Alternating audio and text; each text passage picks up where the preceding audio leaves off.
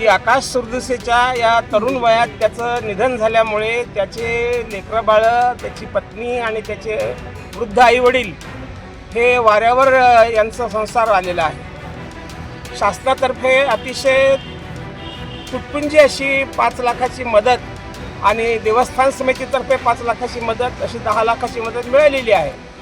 परंतु आम्हा सर्व समाजाची आणि सर्व मृत कुटुंबियाच्या वतीनं आमची अशी मागणी आहे जिल्हाधिकाऱ्यांना, जे निधन पावलेले आहेत ते अतिशय तरुण होते, यांच्या कुटुंबियांना 50 लाख रुपयापर्यंत मदत करावी.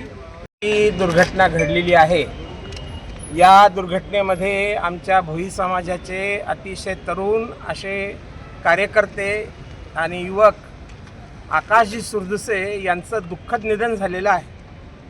आकाशजी सुरदुसे यांना 2 लहान मुलं आहेत, पत्नी आहे आणि आईवडील आहेत.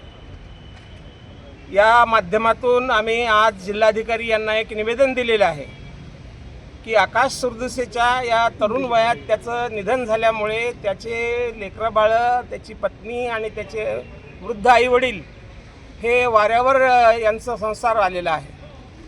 शासनातर्फे अतिशय तुटपुंजी अशी 5 लाखाची मदत आणि देवस्थान समितीतर्फे 5 लाखाची मदत अशी 10 लाखाची मदत मिळालेली आहे. परंतु आम्हा सर्व समाजाची आणि सर्व मृत कुटुंबियाच्या वतीनं आमची अशी मागणी आहे जिल्हाधिकाऱ्यांना, त्यांनी माननीय मुख्यमंत्री, वित्तमंत्री महाराष्ट्र राज्य यांना सांगावं की या तरुण वयात गेलेल्या या कुटुंबियाच्या आणि सगळेच जे निधन पावलेले आहेत ते अतिशय तरुण होते, यांच्या कुटुंबियांना 50 लाख रुपयापर्यंत मदत करावी, जेणेकरून त्यांच्या लेकराबाळांचं जे पुढचं आयुष्य जे आहे ते थोडंसं त्यांना समाधानकारक होईल आणि या कुटुंबातला एक तरी जो व्यक्ती आहे त्याला शासकीय सेवेमध्ये सामावून घ्यावं. आम्ही शासनाला ही आज सर्व समाजाच्या वतीनं अतिशय शांतपणे ही मागणी करतो आहोत.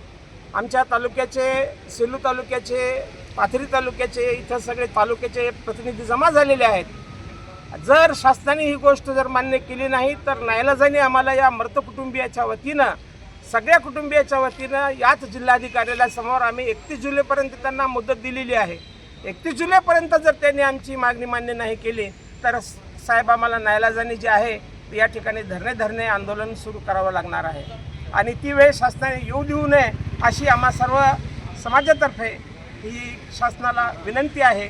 माननीय मुख्यमंत्री साहेब, आपल्या जिल्ह्याच्या राज्यमंत्री मेघनाताई बोर्डीकर, खासदार साहेब या सर्वांना आमची विनंती आहे की त्यांनी ही मागणी रेटून धरून या मृत कुटुंबियांना आर्थिक मदत आणि एकाला सेवेत नोकरीत सामावून घ्यावं अशी आमची आपल्याला विनंती आहे.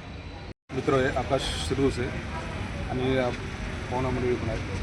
तर माझं म्हणणं आहे सर की शासनाने जे मदत दिलेली आहे ती तर ठीक आहे समजा एका हिशोबानं, पण त्याचे मुलं बाळ आहेत, ते लहानाचे मोठे आता व्हायची बाकी आहेत, तर त्या मुलाबाळासाठी भविष्यामध्ये काही ना काही करणं आवश्यक आहे.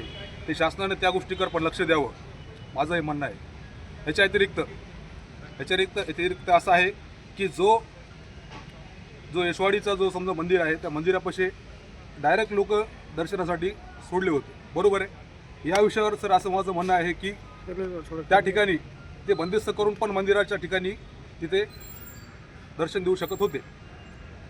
तर त्याच्या व्यतिरिक्त की माझं म्हणणं हे आहे की त्या ठिकाणी बंदिस्त का ठेवलं नाही, आणि जर का बंदिस्त ठेवलं असतं तरी पण लोकांचं एवढं त्या ठिकाणी नुकसान झालं नसतं. की कामगारांचं आहे असं आहे की त्याच्यामध्ये जो तिथला पुजारी आहे किंवा तिथले जे काही कर्मचारी आहेत त्याला का हवं होती का त्या गोष्टीची, की भाई तुम्ही सरळ जाऊन त्या ठिकाणी काय 2 पैसे तिथं घ्यायसाठी त्याची हवं होती का.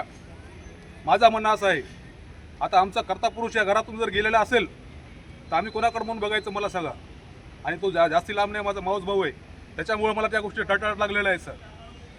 तर त्याच्यासाठी बघा होईन तेवढं शासनानं जर का मदत केली नाही तर आमची पण त्याला तीव्र निषेध राहील असं आमचं म्हणणं आहे. दिनांक 20/6/2029 मानवत तालुक्यातील यशवाडी मंदिरामध्ये जी सभामंडप कोसळला त्याबद्दल आम्ही RDC उपजिल्हाधिकारी मॅडमला आता निवेदन दिलेले आहेत.